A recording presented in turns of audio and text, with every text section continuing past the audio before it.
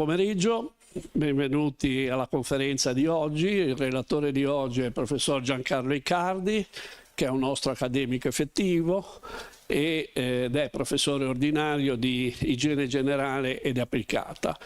Ricopre tutta una serie di, come probabilmente ben sapete perché è noto anche al pubblico in generale, ricopre tutta una serie di cariche come direttore del Centro Interuniversitario di Ricerca sull'Influenza e altre infezioni trasmissibili, è il direttore dell'unità operativa di igiene della San Martino, dell'ospedale San Martino, responsabile del laboratorio di riferimento regionale per le emergenze di sanità pubblica.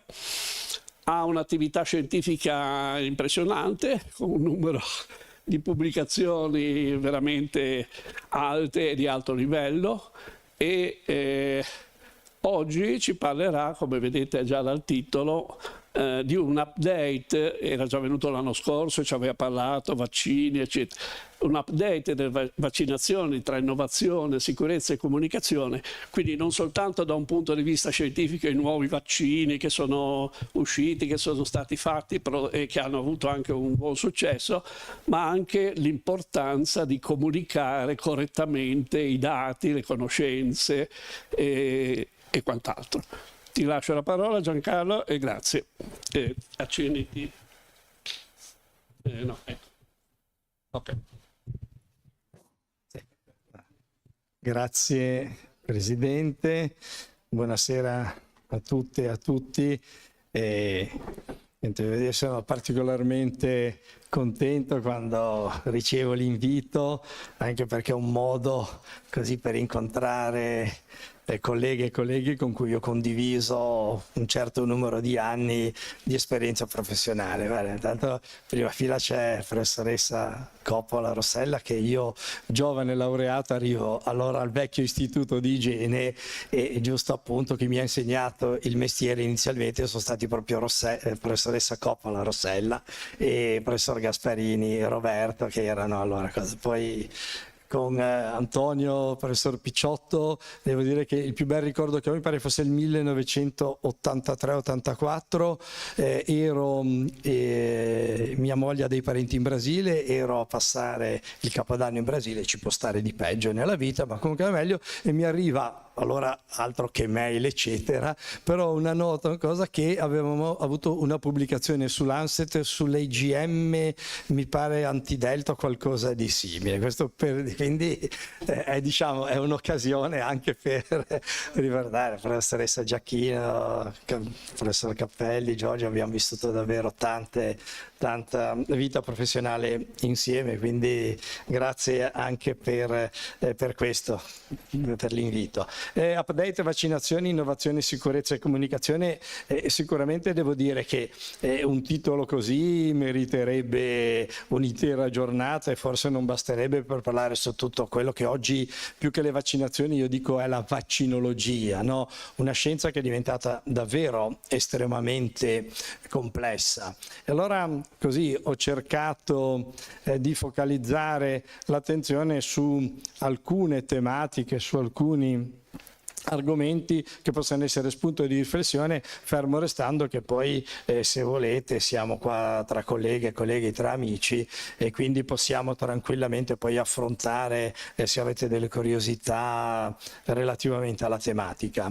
Ho preso però questa pubblicazione che è una revisione di quello che sta succedendo in Europa nel mondo dei vaccini 2025, dove se da una parte sicuramente si ribadisce l'importanza delle vaccinazioni, dall'altra però nella parte in basso della diapositiva vedete c'è scritto che la proporzione dei trial clinici condotti nella regione europea riguardo alle vaccinazioni è praticamente crollata dal 17% all'8%, quindi ci si chiede, ma effettivamente i vaccini sono un'arma potente che abbiamo per prevenire tante malattie, però l'attrattività del nostro vecchio continente, come non solo sulle vaccinazioni ma in tanti campi, in effetti sta un po' scemando. E visto che nel titolo la prima parola era un update sulla innovazione, sempre in questa pubblicazione si parla di vaccini innovativi e prende in considerazione questi 6 punti. Allora, il primo, visto in italiano, è rispondere ai cambiamenti demografici e costruire sistemi sanitari resilienti. E proprio cambiamenti demografici, no? Siamo in Liguria, la regione che ha l'indice di vecchiaia più elevato non solo in Italia ma quasi al mondo, ci batte solo forse qualche zona del Giappone, e quindi il cambiamento demografico, se ci eravamo abituati nel secolo scorso a vedere le vaccinazioni come un qualcosa principalmente indirizzato alla popolazione dei bambini, alla popolazione pediatrica, oggi sempre più ci si orienta su un calendario vaccinale che definiamo calendario vaccinale per la vita. E il secondo punto, proteggere i viaggiatori e le comunità dalle malattie endemiche. E anche qua, no, quando eravamo giovani laureati, quando si studiava, si erano specialista in malattie infettive e tropicali. Oggi quelle malattie tropicali, no? La Dengue, Chikungunya, Zika, adesso dico così a caso, sono diventate endemiche nel West Nile, sono diventate endemiche nel nostro paese perché abbiamo il vettore, le zanzare, abbiamo i virus, i confini che mettiamo noi umani non li riconoscono e di conseguenza anche i viaggiatori e le comunità, malattie che sono diventate endemiche anche se un tempo non lo erano. Terzo punto, proteggere o trattare i tumori associati alle infezioni. E qua davvero potremmo aprire un capitolo importantissimo. Ricordavo prima con professoressa Coppola, professor Picciotto, professoressa Giacchino i tempi eroici della vaccinazione contro l'epatite B, no? Primo vaccino plasma derivato lo facemmo proprio al Gaslini, dove noi operatori sanitari e allora i pazienti emofilici, visto che uno dei 2 vaccini si poteva fare sottocute, lo utilizzavamo proprio in questi frangenti qua, e abbiamo detto è un primo vaccino che serve a proteggere non solo, anche dai tumori, perché in realtà sappiamo che la storia naturale dell'epatite B riconosce sicuramente il carcinoma primitivo del fegato come neoplasia, ma riconosce anche tutta un'altra serie di cause. Ma oggi in realtà abbiamo già oggi, o meglio ieri, dal 2005-2006, abbiamo invece un vero e proprio vaccino anticancro, che è il vaccino antipapilloma, no? Papillomavirus, cancro della cervice uterina, cancro del collo dell'utero, e 70% dei casi provocati da 2 tipi, che sono il 16 e il 18 di papilloma, 90% dei casi provocati da altri tipi. Oggi abbiamo un vaccino 9 valente che potenzialmente può proteggere dal 90% dei cancri provocati dal papillomavirus. Eppure questo vaccino in Italia è in offerta attiva e gratuita ai e alle dodicenni come popolazione target, gratuito in tutta Italia ormai per tutte le donne almeno fino ai 26 anni d'età e per tutti gli uomini almeno fino ai 18-20 anni di età, copertura vaccinale media in Italia nelle coorti target 50%, il che vuol dire che qualcosa sicuramente non funziona in termini di proposte di comunicazione. Sviluppare vaccini terapeutici contro gli agenti infettivi. Anche qua si sta lavorando, non so, su quelle patologie infettive come sono quelle ad esempio provocate da herpes, che si sta cercando di vedere se si riesce a sviluppare vaccini terapeutici.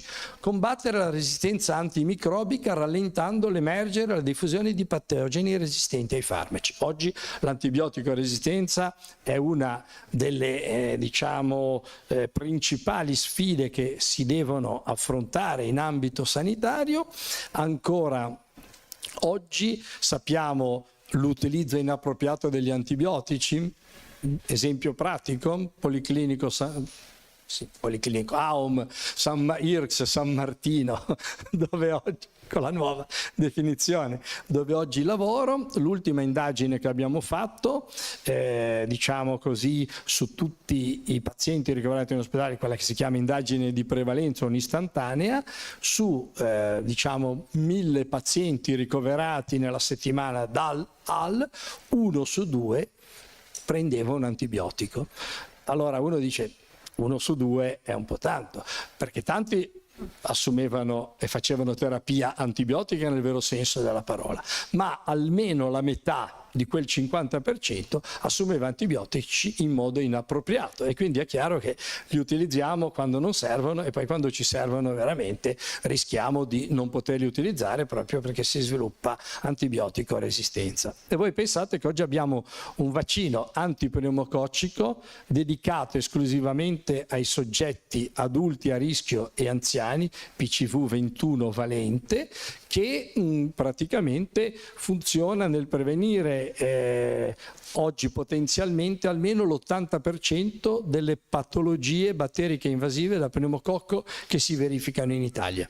Anche qua non vi posso dare un dato di copertura, è gratuito per tutti gli 65enni e per tutti quelli che hanno una condizione di rischio, però alcune indagini fatte a spot, perché non esiste un'anagrafe nazionale, però in regioni ci dicono che siamo coperture sulle coorti target non superiore al 25%. E quindi da una parte abbiamo la vaccinazione gratuita, pneumococco. Questo vaccino protegge non solo dalla patologia batterica invasiva, ma anche impedisce la colonizzazione, cioè che il pneumococco vada a finire in gola, no? E a questo punto qua, impedendo la circolazione, diminuendo la circolazione, diminuirebbe anche la possibilità di ammalarsi e quindi l'utilizzo di antibiotico. E anche qua sostanzialmente siamo veramente lontani. E ultimo, preparazione alle emergenze. È uscito il piano, quello tradotto all'italiana, essere preparati per la prossima eventuale pandemia, incrociamo le dita e speriamo di non averla a breve. Ebbene, anche qua questo piano di preparazione alle emergenze, quantomeno in Italia, è uscito almeno con 3 anni di ritardo rispetto a quello che abbiamo vissuto in pandemia Covid. Però tutti questi punti presuppongono a livello europeo e a livello mondiale, io parlo dell'Europa, lo studio di vaccini sicuramente innovativi, proprio perché promuovere l'innovazione nelle tecnologie vaccinali è veramente fondamentale per affrontare una varietà di patogeni e quant'altro. E tanto per darvi un'idea, questi sono i numeri. Vedete?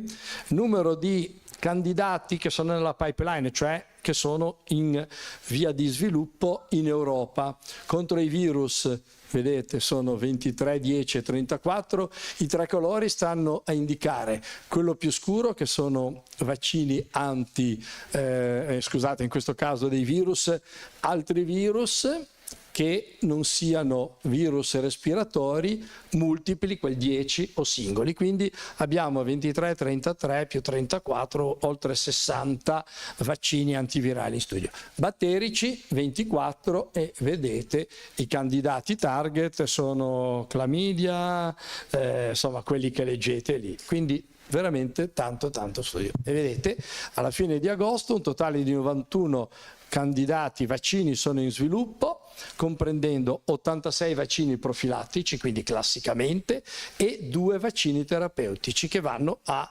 targettare, che vanno a indirizzarsi contro e 3 anticorpi monoclonali. Anche qua, poi se volete possiamo dire qualcosa sugli anticorpi monoclonali come immunizzazione. E ok, adesso per questioni di tempo non mi soffermo, però qua è dato nello specifico, hanno un candidato, patologie come l'acne, la dengue, il Nipah virus, l'Mpox, l'RSV, 2 candidati citomegalo, HIV, meningo, 3 candidati Epstein-Barr, malattia di Lyme, 6 candidati Covid e influenza e così via, fino ad arrivare che sul podio c'è questo, ci sono 13 di quei famosi 94, 13 candidati vaccini per l'influenza stagionale, perché qua è dove si concentra al massimo, 7 candidati per il Covid-19, 4 per lo zoster e così via. E vedete, di questi vaccini che si stanno studiando, 59 sono ulteriori sviluppi, 59% sono ulteriori sviluppi di vaccini che abbiamo già, 41% invece hanno nuovi target, quindi anche qua innovazione, andando a studiare nuovi metodi di produzione dei vaccini, partendo da quelli che conosciamo da sempre, e nuovi target, cioè nuovi agenti patogeni. E qua vedete tutta la serie delle tecnologie: vaccini viventi attenuati, vaccini interi, vaccini a subunità proteiche, vaccini con nanoparticelle proteiche, fino ad arrivare a queste piattaforme multiple o ai vaccini a RNA, gli mRNA e quant'altro. Quindi tutte queste sono, guardate, i candidati. Abbiamo solo che con la tecnologia dell'mRNA 48 vaccini candidati. Questo perché? Perché effettivamente diciamo i vaccini mRNA sono quelli che più, non dico facilmente, ma più rapidamente si possono eventualmente produrre.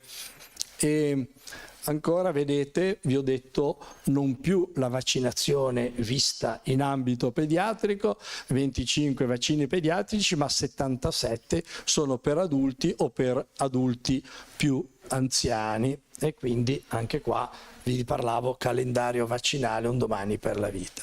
E ancora sempre come spunto di riflessione, quindi vedete quanta innovazione c'è, ma innovazione non solo nelle tecnologie che vogliamo utilizzare e che dovranno essere utilizzate per produrre i vaccini, ma anche per le vie di somministrazione, attraverso la pelle. Ora non sto a commentare tutto quello, i microaghi o addirittura l'elettroporazione. Quindi tutti i metodi che effettivamente io personalmente a Vecchio Istituto ho lavorato sui microaghi, su un vaccino antipapilloma, abbiamo fatto qualche prova e non vi posso dire niente perché ho firmato un accordo di confidenzialità con l'azienda, diciamo, che ci ha fatto fare questo tipo di valutazione, però vi posso dire che probabilmente di queste 3 modalità di somministrazione, questa qua con i microaghi dovremmo vederla, tanto per darvi l'idea. Vedete, polpastrello, parliamo proprio di una cosa che è più piccola di un polpastrello del dito di una mano.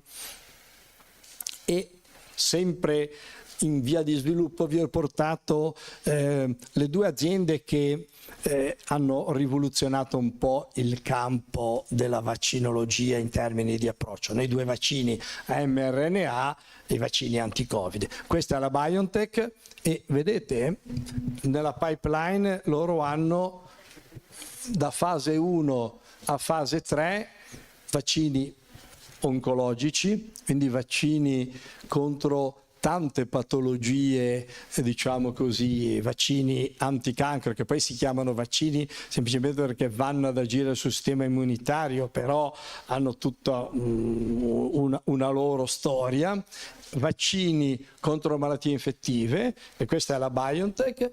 E questa è BioNTech, che poi è quella che ha fatto sinergia con Pfizer, dico i nomi commerciali perché qua non siamo in ECM, quindi. E invece Moderna, che è praticamente l'altra azienda, quella che fa l'altro vaccino, quindi il Comirnaty è quello della Pfizer, parlando di Covid, lo Spikevax è quello di Moderna, e Moderna è quella che ha di nuovo, vedete, vaccini contro patologie respiratorie, vaccini contro patologie latenti come vaccino contro il CMV, l'Epstein-Barr, vaccino contro Nipah, vaccino contro l'Mpox e così via.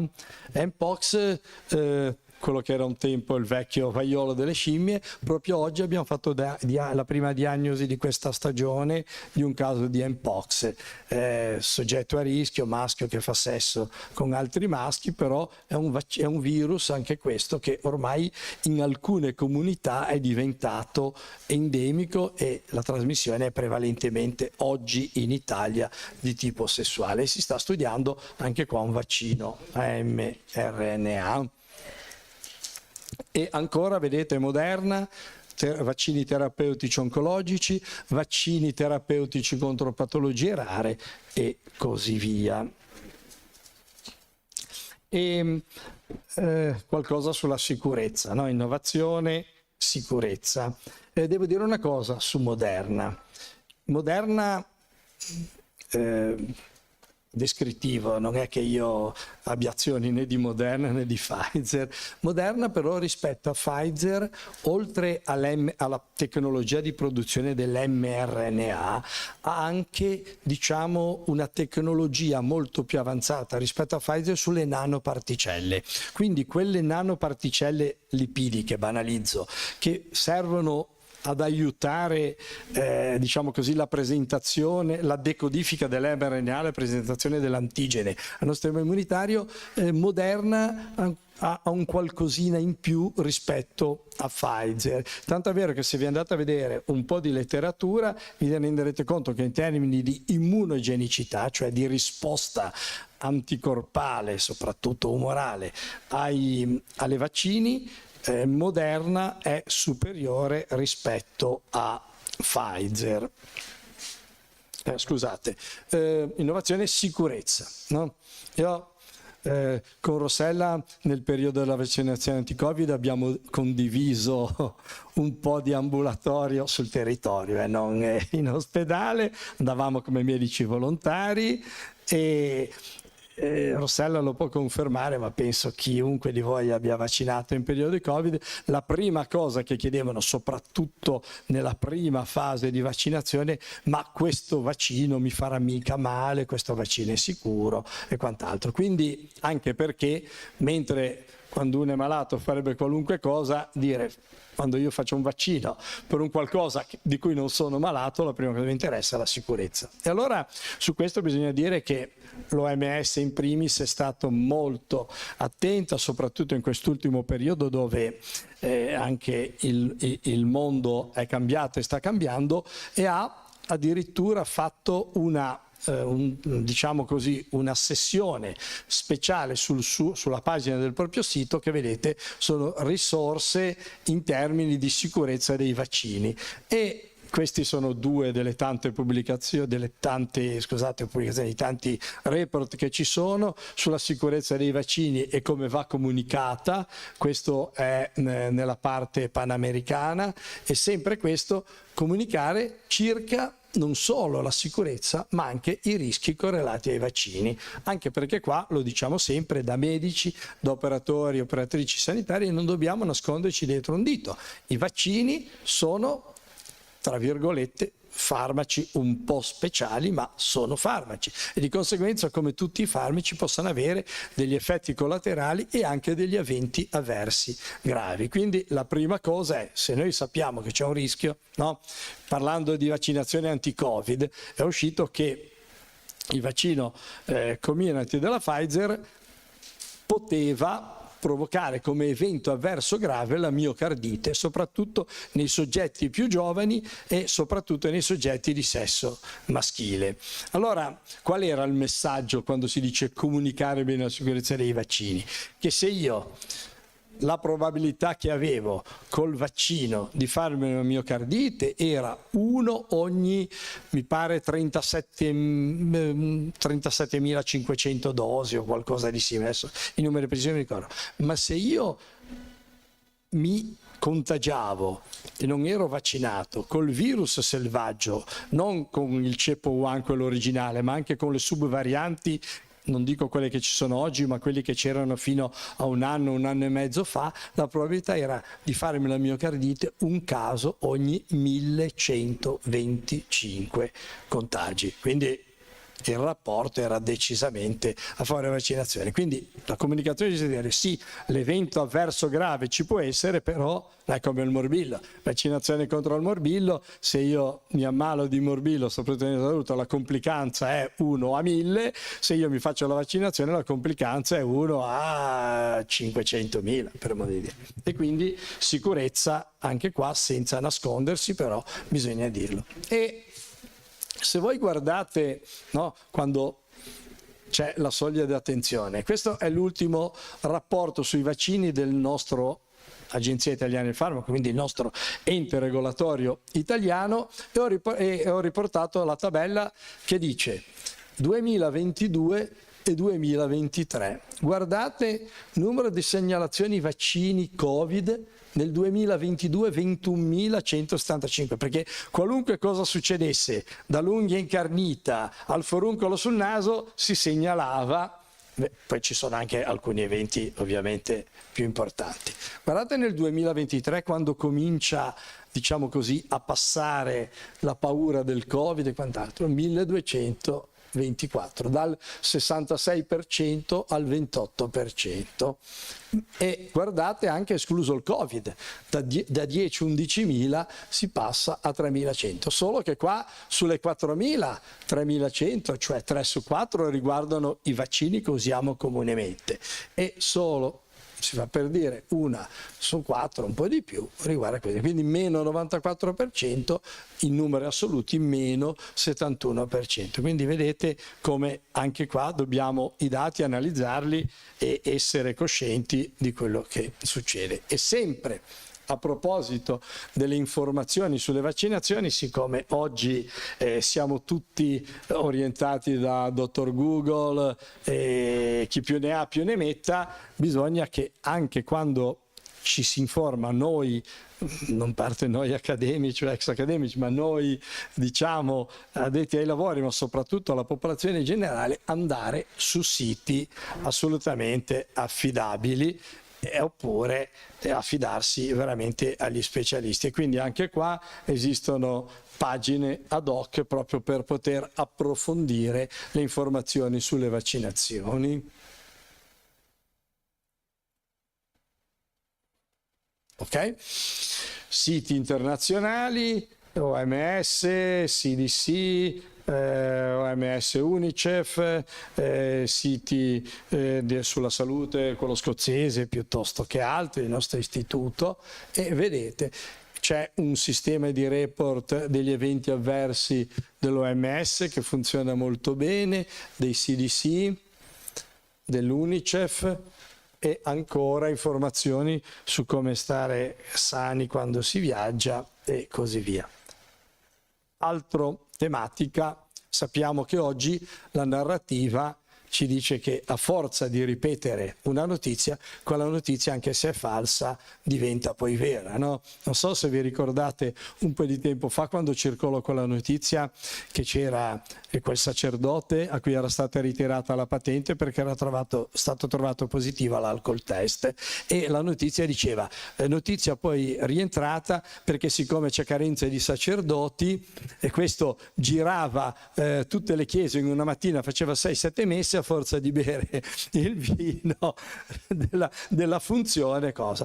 Dopo un paio di settimane la notizia è stata clamorosamente smentita, si trattava di una bufala, però è stata lanciata come se fosse vera, rilanciata, a un certo punto è diventata vera. Allora anche qua bisogna che sostanzialmente, quando ci sono alcune notizie, qualcuno dice che non andrebbero debunkerizzate, cioè non andrebbero diciamo così smentite, perché si ritorna più di una volta sulla stessa notizia, però ci sono dei siti tipo quello che vedete in alto, Io vaccino, genitori infermati correttamente per scelta consapevole, che danno informazioni e tendono a diciamo così chiarire quelle che sono le bufale che circolano sui vaccini, soprattutto dell'età pediatrica. Poi c'è questo Butac, bufale un tanto al chilo, che questi qua non sono recentissimi, circolavano un paio di mesi fa. I vaccini mRNA, armi di distribuzione di massa, esce un articolo e così via. Alzheimer, vaccini e pseudoinformazioni, i vaccini fanno venire l'Alzheimer. L'ultima, e qua andiamo anche sul politico, Cina, Russia e vaccini contro il cancro, no? Quindi anche lì dicono che a volte ci vengono segnalate pagine che non avevamo mai visto, hanno un largo seguito e così via, e quindi anche qua, quando possibile, cercare di smentire le notizie. C'è anche il nostro Istituto Superiore della Sanità sul suo portale ha falsi miti e bufale, e se uno clicca sopra a quell'icona gli si apre anche la pagina, diciamo, che smitizza le bufale sui vaccini. E queste sono alcune che circolavano durante il Covid. La vitamina A previene il morbillo? Falso. Sospendere il vaccino contro il Covid durante l'allattamento? Assolutamente no. Più vaccini contemporaneamente fanno male? E con le spiegazioni ovviamente e con tanto di evidenze scientifiche, però i vaccini fanno venire l'autismo e quant'altro. Brutte notizie, perché le notizie sono queste. Guardate, 2019 avevamo tenuto a questa pagina, se tu digitavi su Google Facebook vaccinazioni, tutte quelle frecce che vedete rosse, no, le prime 5 dicono vaccini, basta, gruppo pubblico, gruppo nazionale, libera scelta vaccini, gruppo pubblico no ai vaccini, non vaccinare, autismo e vaccini, gruppo nazionale, libera scelta vaccini, e solo al 6° posto rete informazioni vaccini, cioè il primo sito, diciamo così, non che gli altri, io da vaccinologo dico serio, usciva qua, poi tornava Auret, autismo, danni e vaccinazione, ma la sanità e quant'altro. 2019, quindi qualche perplessità, è vero, pre-Covid, è stato volutamente, avevo tenuto sta pagina. Belle notizie, questo l'ho rifatto nel 2025 e vedete, primi 2 posti, profilo per Io Vaccino, profilo per Rete Informazioni Vaccini, poi di nuovo ASL Roma 5 campagna di vaccinazione e così via. Quindi qualcosa è stato fatto e bisogna dire che Facebook, no, prova a vaccinarsi dai Novax e quindi decidono di limitare la visibilità dei gruppi Novax, perché ci si è resi conto che effettivamente erano così notizie di un certo tipo. YouTube uguale, vaccini, toglie la pubblicità sui video Novax e quindi anche YouTube mette al bando i video Novax. Ok, questo sempre così a flash per dirvi vaccini, sicurezza è quello che possiamo fare per far capire che i vaccini sono sicuri, pur con il discorso che facevamo prima degli effetti collaterali e degli eventi avversi gravi. E questo è il dato più recente sui dati del nostro mondo e dice sono le persone che sono d'accordo che i vaccini siano sicuri nel 2025. Se voi guardate le tonalità verso est, ma guardate l'Italia non è che sia su questi colori qua, siamo più 60-70, quindi vuol dire che noi abbiamo un 25-30% di persone che non sono Novax, sono gli esitanti, ma d'altronde se ci pensate in parte si può anche accettare, no? Io dico sempre, noi bene o male quando andavamo a scuola, anzi male, purtroppo avevamo un compagno o una compagna di classe che avevano avuto la poliomielite, ad esempio, ma se io parlo con diciamo gli amici di quelli che hanno l'età di mia figlia, che di anni ha 35-36, è difficile, cioè ma perché dobbiamo vaccinare contro la poliomielite che non sanno neanche cos'è, no? E così via. E quindi vedete come effettivamente ci sia anche qua un certo discorso. Ecco, l'Italia è qua. Nel 2023, 67, non ci sono dati del 2025. Il dato è stato recentemente aggiornato, 71%, quindi quello che diceva prima Rossella, il 30% non è che siano poi così d'accordo sul fatto che i vaccini siano sicuri. E allora sicuramente dobbiamo dire qualcosa sull'efficacia delle vaccinazioni, no? Efficacia, costo efficacia, sicurezza, secondo i dati dell'OMS, dimezzamento dei decessi, evitare ogni anno tra i 2 e i 3 milioni di morti, insomma sono tutte considerazioni che dobbiamo farci. Questo sempre da quel sito che diceva quanti sono d'accordo sul fatto che i vaccini siano sicuri, riporta il numero di vite salvate dalle vaccinazioni nell'infanzia dal 74 al 2024, totale 154 milioni. Nella colonna più alta, potrà sembrare strano, ma si parla del morbillo, no? Morbillum, piccolo morbo, no? Dal latino piccolo morbo quando c'era la peste, il vaiolo, eccetera, ma oggi come oggi, soprattutto nei paesi a minor reddito, no? Tetano 28 milioni, no? Dal 74 al 2024, pertosse 13 milioni, epatite B quasi mezzo milione e così via. E però, come prima, belle notizie, brutte notizie. Se io guardo qua, no, guardo dal 1980 al 2023, vedete, difterite, tetano, morbillo sicuramente in calo, tubercolosi in calo, anche se molto meno, ma qua sappiamo che non abbiamo un vaccino disponibile. Epatite B siamo più o meno stabili, anzi ultimamente c'è stato un certo incremento, ma guardate il cancro della cervice che parte da qua e arriva qua. Ogni anno, parliamo di dati mondiali, ogni anno, qui parliamo di morti, abbiamo circa 465.000 donne che muoiono di cancro del collo dell'utero. Ogni anno in Italia, nonostante PAP test, oggi HPV-DNA test, nonostante la vaccinazione, i casi segnalati sono tra i 2.700 e i 3.000 casi all'anno. La sopravvivenza a 5 anni di queste donne è del 67%, il che vuol dire che 1 su 3 purtroppo è deceduta, ma soprattutto qualcuno dice che vuole minimizzare, sì, ma metà di quelle donne non sono italiane. È vero, di questi 3.000 casi circa un 50% sono di donne che emigrate, insomma, detto tanto per capirci, però non è che questo giustifichi il fatto che abbiamo i 3.000, però vedete a livello mondiale sicuramente abbiamo osservato. E va bene, e allora guardate, questo è sempre l'ultimo dato più recente, sempre il dato è OMS e UNICEF 2025, là dove abbiamo i dati, vedete,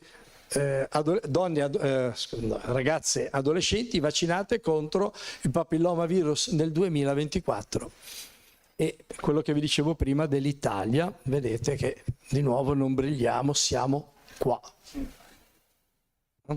Quindi effettivamente la nazione più evoluta al mondo è l'Australia. L'Australia ha un progetto che è partito nel 2011 circa e vaccinando e coprendo il 90% maschi e femmine in età adolescenziale hanno un modello che hanno già eliminato e quasi eliminato completamente i condilomi genitali, quindi patologie benigne provocate dal papilloma tipo 6 e 11, e hanno come obiettivo il 2035 per eliminare il cancro del collo dell'utero, e sono quelli che in effetti hanno i più elevati tassi di copertura.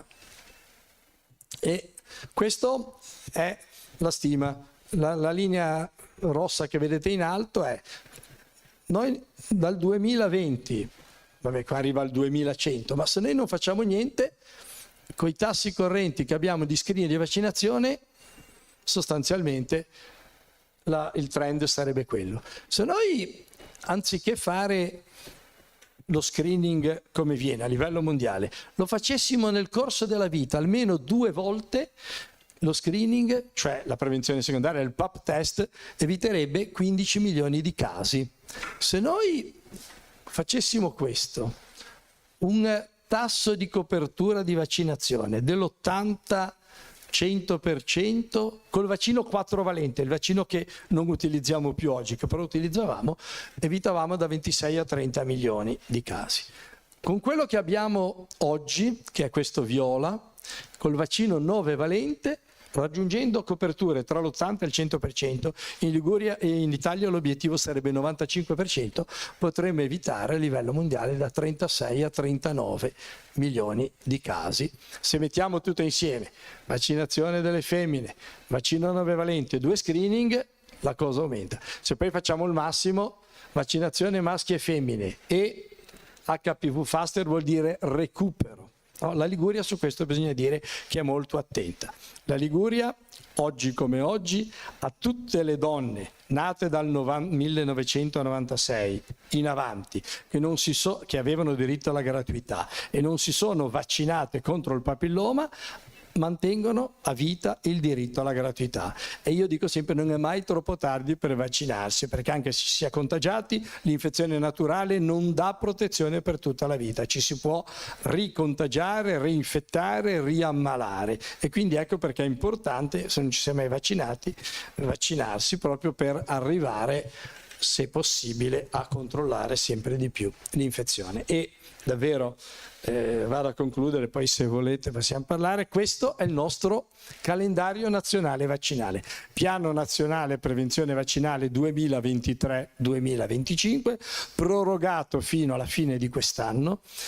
Stanno promettendo che uscirà il nuovo calendario vaccinale. Questo è un calendario già completo, non c'è ad esempio la vaccinazione contro il virus respiratorio sinciziale, né l'immunizzazione per i nuovi nati, anche se viene fatta, ma soprattutto non c'è la vaccinazione contro il virus respiratorio sinciziale per il soggetto anziano e adulto a rischio. E mi risulta che nel cassetto del Ministero questa vaccinazione insieme a quella del Covid dovrebbero essere inserite nel prossimo calendario.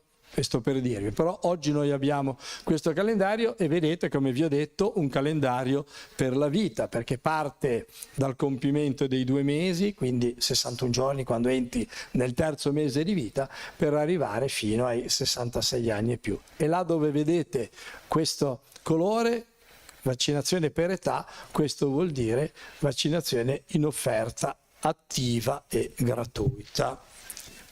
E sì, questa era davvero l'ultima, qua mi fermo.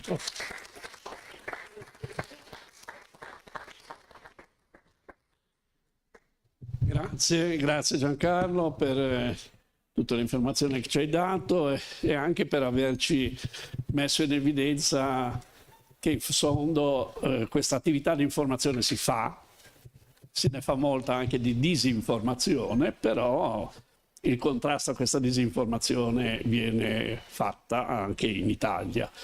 Da buon amico di Giancarlo, io ho sempre seguito le sue indicazioni, ho fatto tutti i vaccini che dovevo fare, perlomeno fino adesso, e di questo ne sono ben felice. Bene, ci sono domande? Poi semmai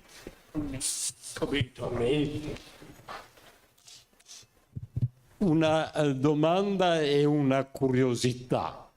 Ero curioso di avere un'idea sulla durata, sui tempi di decadimento degli anticorpi e purtroppo non sono più riuscito, facendo la cavia su me stesso, perché siccome ogni anno, per evitare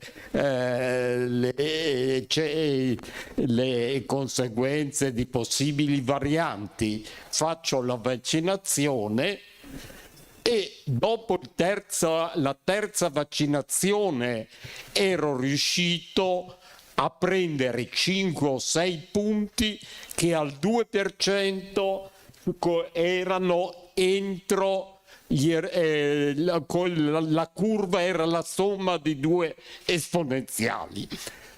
Dopodiché ad agosto è andato alle stelle, a settembre era quasi a 0 e diciamo mi sono mancati, però diciamo tutto mi lascia pensare che il tempo di decadimento è almeno 5 anni. Però cosa mi è successo dopo? Che per 3 anni ormai sono sempre sopra gli 11.000. Scusa, che vaccino? Scusa. Covid. Ah, ok. Diciamo, diciamo, la curiosità mi è venuto proprio per quello. Ho cercato in qualche modo di riuscire a sapere chi può misurarli, una curiosità che però può avere un qualche interesse, e non l'ho trovato. Non so se in università è possibile, diciamo su me stesso, avere la possibilità di sapere. Dopodiché basta fare due altri punti e si sa tutto, perché diciamo per il tempo diventa quasi lineare, diciamo, se il tempo di Grazie. Grazie, grazie dell'intervento. Sicuramente hai toccato un punto, diciamo così, molto interessante. Parto dal fondo, dicevi dove si può fare un dosaggio di anticorpi anti-Covid.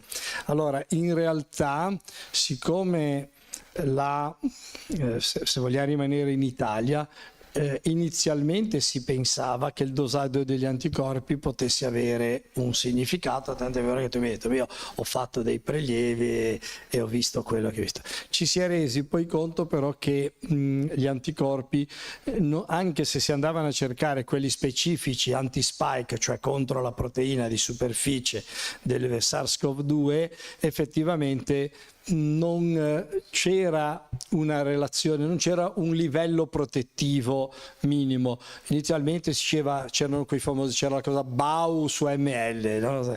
Ecco, allora sì, ok, allora arrivati a quel punto però poi il nostro Istituto Superiore di Sanità, che coordinava questo tipo di ricerche, ha detto: smettiamo, perché gli anticorpi non ci danno le informazioni che desideriamo, anche perché nel frattempo ci si è resi conto che il virus cambiava.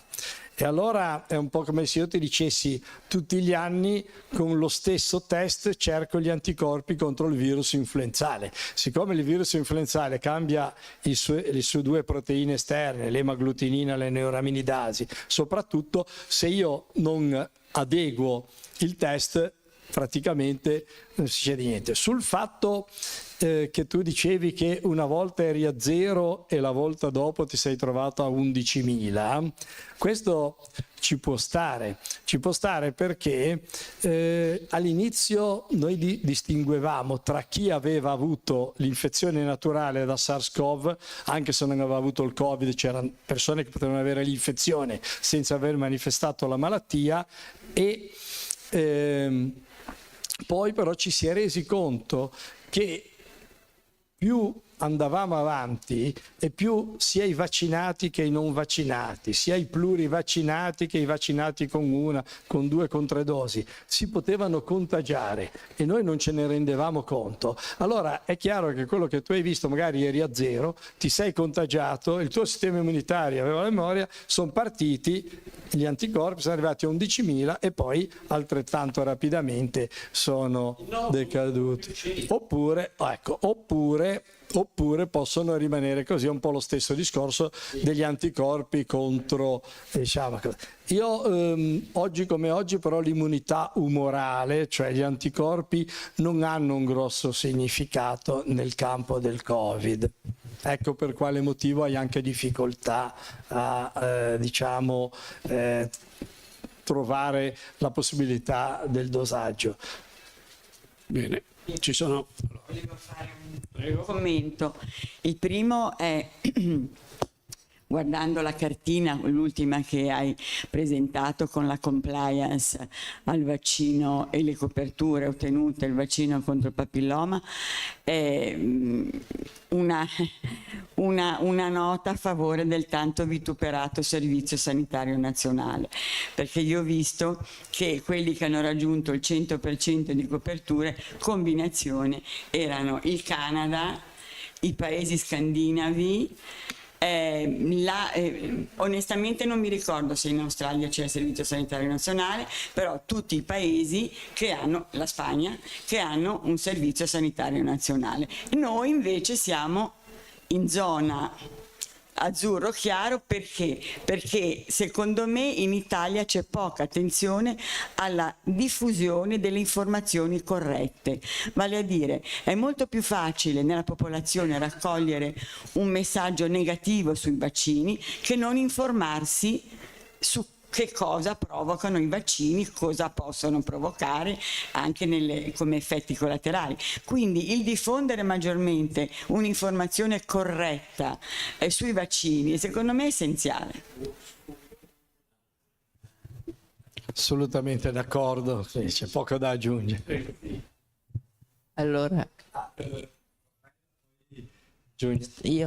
Allora, io che mi sono sempre occupata di vaccini e di malattie infettive in pediatria, adesso passati gli anni ti devo fare delle domande invece sulla terza, quarta età. Il vaccino anti-RSV nel paziente a rischio, anziano o malato, verrà fatto a breve, consigliabile in tutti i pazienti a rischio, e non so come viene fatto, come nei bambini per via... Il sinciziale, scusa. Sì, il respiratorio sinciziale. E l'altro è sulla vaccinazione antipneumococcica. Avendo fatto il vaccino con, penso, il 13 o il 15, non ricordo, vale la pena fare una rivaccinazione con uno con più antigeni? Avendo fatto però anche il vecchio pneumo 24? 23. Sì, no, ok. Grazie Raffaella. Ma allora, il vaccino antirespiratorio sinciziale in Italia ne sono approvati 3. Uno che ha i due tipi di... scusate, i vaccini come componente attiva hanno la pre-F, la proteina di prefusione, perché quando si preparò quel vaccino negli anni 70 contro il virus respiratorio sinciziale, si fece lo stesso approccio che si fa per le vaccinazioni: coltiviamo il virus perché si poteva coltivare, lo uccidiamo e facciamo il vaccino. Ebbene, quando hanno fatto la prima sperimentazione si sono resi conto che nella prima stagione invernale sono morti molti più bambini tra i vaccinati che tra i non vaccinati, perché avevano utilizzato una proteina che non andava bene, nel senso che attivava un qualcosa nel sistema immunitario che innescava un processo di cascata citochinico, qualcosa di simile, insomma un po' tipo, per cui la ricerca è rimasta tantissimo ferma finché non ci si è resi conto che bisognava utilizzare la proteina di prefusione, cioè una pre-F che è quella che, essendo bloccata, impedisce al virus di sviluppare la proteina di diffusione e quindi il virus non riesce ad attaccarsi alle cellule target. Quindi oggi abbiamo 3 vaccini con tutti e 3 basati sulla proteina pre-F.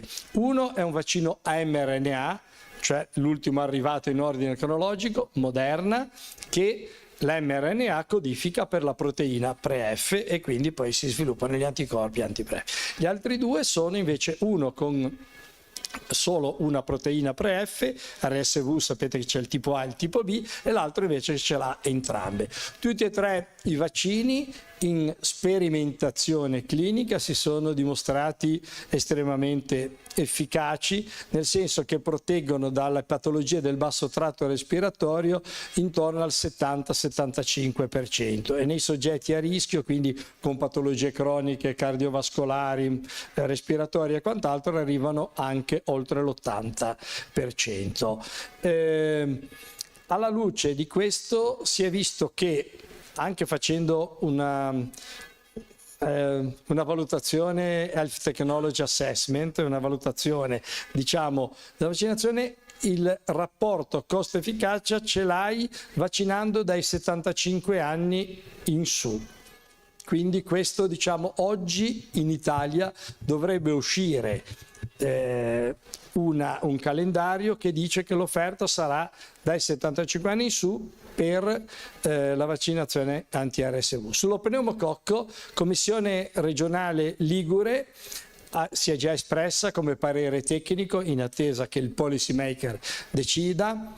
Il Veneto ha già deciso, come abbiamo più o meno definito in Liguria, che chi è già stato vaccinato antipneumococcico con qualunque tipo di vaccino, 23 valente, una o 2 dosi a seconda se sono passati più di 5 anni, vaccinazione sequenziale 13 più 23 valente almeno dopo 8 settimane e idealmente dopo un anno.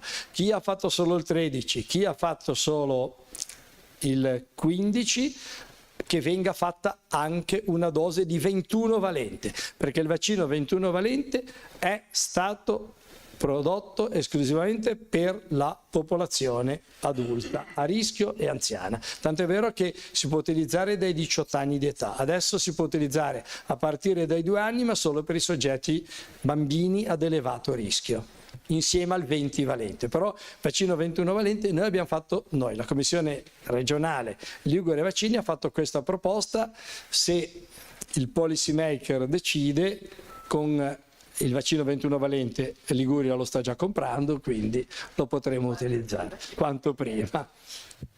Intanto grazie. Era Giulia. Prego. No, vai, poi dietro c'era anche... Grazie, intanto grazie. Come al solito sempre molto chiaro ed esaustivo. Mi riferisco al virus dell'epatite C e volevo sentire un po' il tuo pensiero, anche se forse saremo sempre sulla stessa linea di qualche anno fa. Sembrava che 2030 finisce l'epatite C e l'infezione dal punto di vista epidemiologico importante. Le terapie costano niente.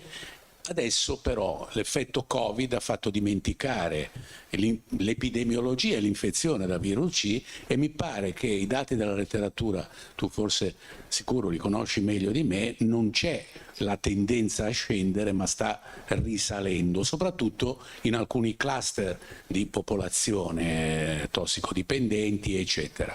Allora, al di là del fatto che la terapia costa poco, si sta riprendendo il discorso su un'eventuale vaccinazione, anche perché poi la terapia vede la reinfezione, soprattutto in quegli stessi soggetti che sono stati curati, ma si reinfettano per il loro stile di vita.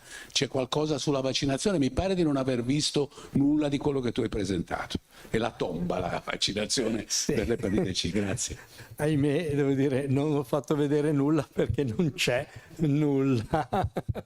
Mi ero sentito con Mario Rizzetto che aveva chiesto se facevamo un pezzettino per la rivista, come si chiama? Red Files, e quindi proprio quest'anno abbiamo scritto queste 2 pagine, dico abbiamo perché l'ho fatto insieme a uno dei miei giovani collaboratori, e in realtà c'è veramente poco, per non dire nulla, anche perché io dico sempre che le aziende non sono società di mutuo soccorso, come hai ricordato giustamente tu. I farmaci specifici antivirali, antivirus epatite C funzionavano, 99, qualcosa per cento di guarigione completa, tra virgolette, come hai sottolineato tu, e di conseguenza la ricerca in quel campo lì si è fermata. Per cui purtroppo, anche se a malincuore, devo dire che al momento siamo solo sulla terapia ma non sulla vaccinazione. Io volevo solo ringraziare e congratularmi, perché mi sembra che in questo campo si illustra, e lei lo ha fatto in modo preminente, il rapporto stretto che c'è tra la scienza e la public health, sia nel bene sia nelle carenze. E queste carenze che ha illustrato sono veramente in alcuni casi paradossali, e questa questa mappa mi ha un po' commosso, perché io ho lavorato molti anni in paesi africani come ematologo e vedo che in Africa l'unico paese più scuro è la Tanzania, dove io sono stato per 7 anni. Non è merito mio, ma è che lì c'è stata la sensibilità del governo attraverso i suoi canali per realizzare questo fatto. Dunque, come decisioni politiche hanno un impatto veramente molto importante, e credo che sempre di più noi dobbiamo, come addetti ai lavori, occuparci e preoccuparci anche di questi aspetti. Grazie per la precisazione, complimenti per quello che hai fatto in Tanzania. No, voglio dire, no, grazie perché hai sottolineato un aspetto estremamente importante, cioè, no, tu hai detto la public health, la salute pubblica, se lo vogliamo tradurre letteralmente, è estremamente importante, e non è mai un approccio unidisciplinare o sanitario, perché sappiamo quante componenti ci sono. Io ultimamente parlo sempre di contaminazione utilizzando il termine nel senso migliore, perché ben venga la contaminazione tra noi operatori sanitari di diverse discipline, diverse personalità, ma ben venga la contaminazione anche con altri settori, perché giustamente ricordavi il discorso dell'intervento che può essere stato fatto a livello di decisione politica, a livello economico e quant'altro, quindi assolutamente d'accordo, e grazie per la precisazione. Sì. Ho una curiosità. Grazie per la relazione veramente interessante. In questi periodi si sente parlare molto di Ebola. Sì, ho sentito, si sente parlare molto di Ebola? Si sente parlare molto di Ebola, giornali, telegiornali, eccetera. In quel caso lì vaccini è pensabile che possano uscirne fuori, visto che tanto è una cosa che periodicamente ritorna, no? Mi sembra di capire. Sì, allora, nel focolaio epidemico precedente era stato allestito un vaccino da MSD e è stato utilizzato, era però contro un ceppo che non è quello che sta circolando in questo momento, quindi quel vaccino che avevamo non è cioè è utilizzabile, però non è efficace nel bloccare questo tipo di Ebola. Ebola è un virus molto cattivo e, lo dico tra virgolette visto che siamo tra addetti ai lavori, anche molto stupido, perché avendo un elevatissimo tasso di letalità tende poi ad autolimitarsi. Tuttavia l'autolimitarsi è relativo, perché se noi parliamo di un paese come da dove è partita questo attuale focolaio epidemico come il Congo, e per le abitudini che ci sono, usi e culture, prima si ricordava il discorso della Tanzania, non so in Tanzania, però il rito funebre e quello che succede, eccetera, eccetera, può portare però... E poi c'è il discorso della guerra. Il confine tra il Congo e l'Uganda, dunque nell'oriente del Congo. Sì.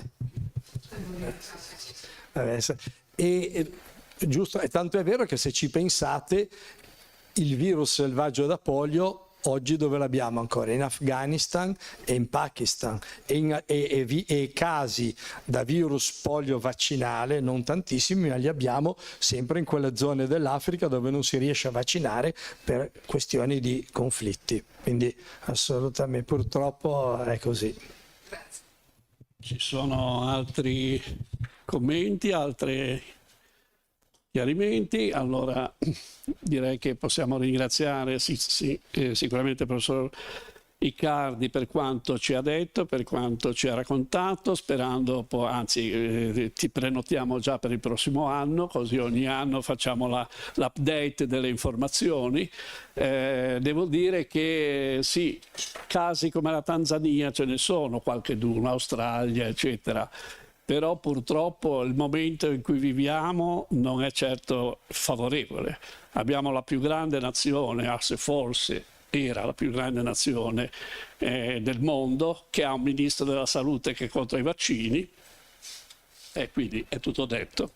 Per cui causano l'autismo. I vaccini causano l'autismo. Lanciato questo argomento. Quindi insomma in Italia forse tutto sommato facciamo abbastanza, non abbastanza, non proprio del tutto, perché insomma il colore lo dice e le percentuali lo dicono. Mi colpisce soprattutto la percentuale dei non vaccinati per il papillomavirus, che è veramente una percentuale per il papillomavirus. In Italia. Scusate, tanto per dire, la media è 50%, ma non c'è nessuna 19 regioni, 2 province autonome che sfiori neppure l'80%. Cioè non è che c'è la media, ok, magari c'è quello che fa 90 e quello che fa 30. No.